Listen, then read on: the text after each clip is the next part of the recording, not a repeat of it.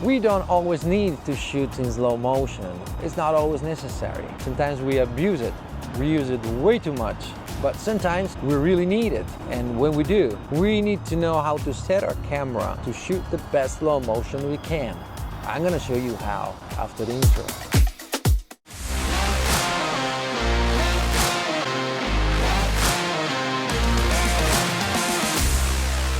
What's up guys, Dan Frullani here and welcome back to a new video. Today, as you probably understood from the title, the thumbnail and the intro of the video, it's about slow motion.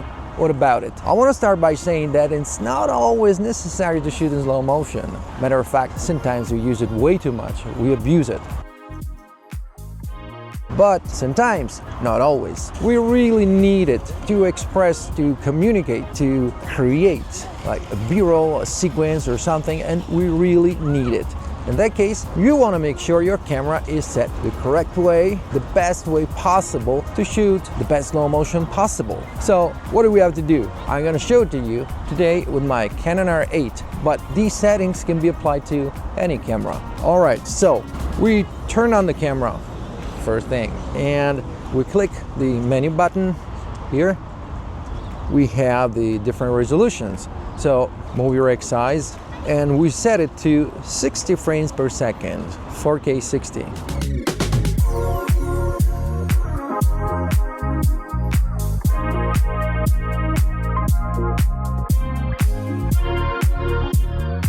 Then we're not done yet.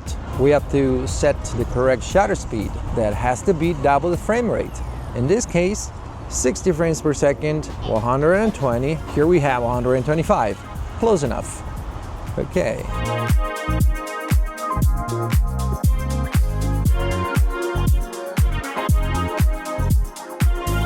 But that's not it, because this is not going to be slow motion when we actually play the video in post.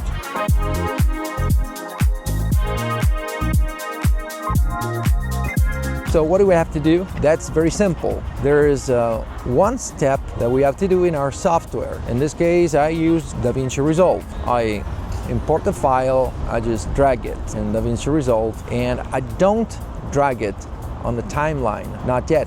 Assuming that the timeline for real-time speed, the frame rate of the video would be 24 frames per second or 23.98.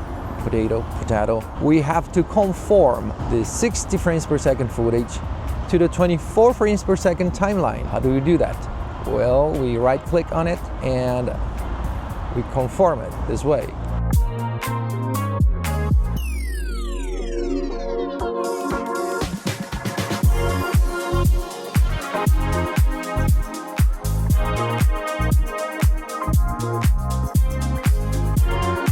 And the footage, the clip, will be adapted to the 24 frames per second timeline, and it will get slower. And so we have a pretty nice slow motion.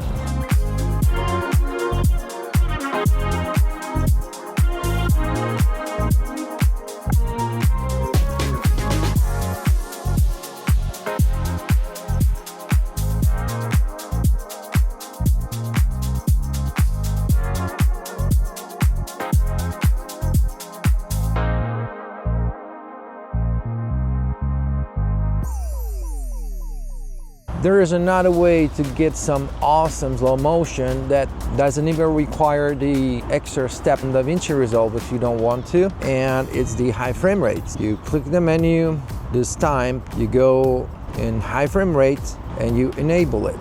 Click OK. Then on the screen, again, we set the correct shutter speed, double the frame rate.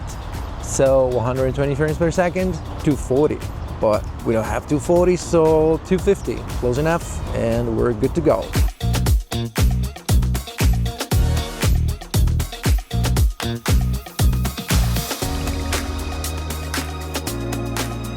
However, the file, the footage that we get will be slow motion, like 4 times lower already, but 30 frames per second. If that's not what we want, we have to do like we did before. We put it in Resolve, or our software, the software we use in post-production for editing. We right click on it and we conform it to the 24 frames per second timeline.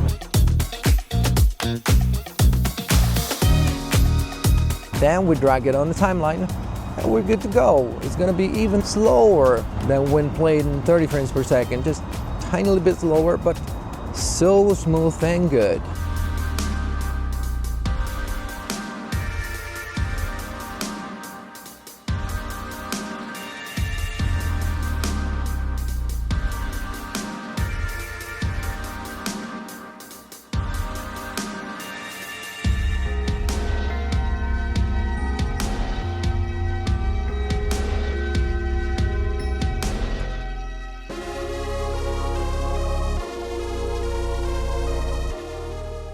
Check the links in the description to see all my gear stuff and things, my gear. And check the link to Artlist.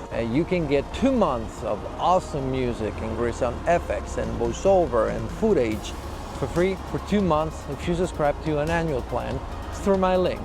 Then with the Canon R8 we have also a different option, another option to shoot 180 frames per second in 1080 of course, 179.8, and we should do the same.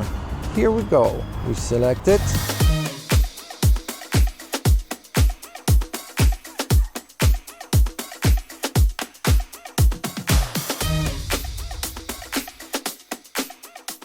Then 180, shutter speed 360, but we don't have 360. We have either 320 or 400. I would go with 320.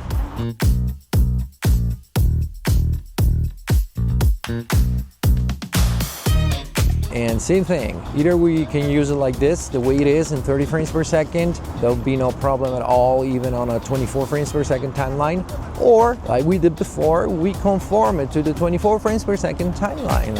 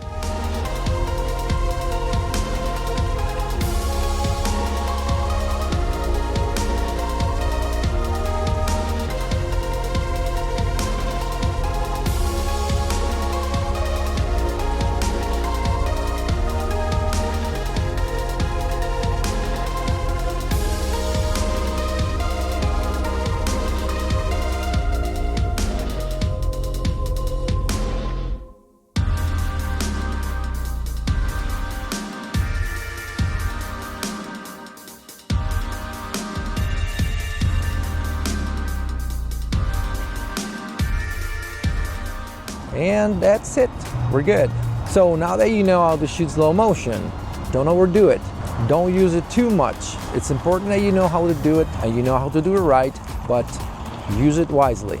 All right, and I really hope you enjoyed this video, and if you did, smash the like button and subscribe if you haven't already. And I'll see you guys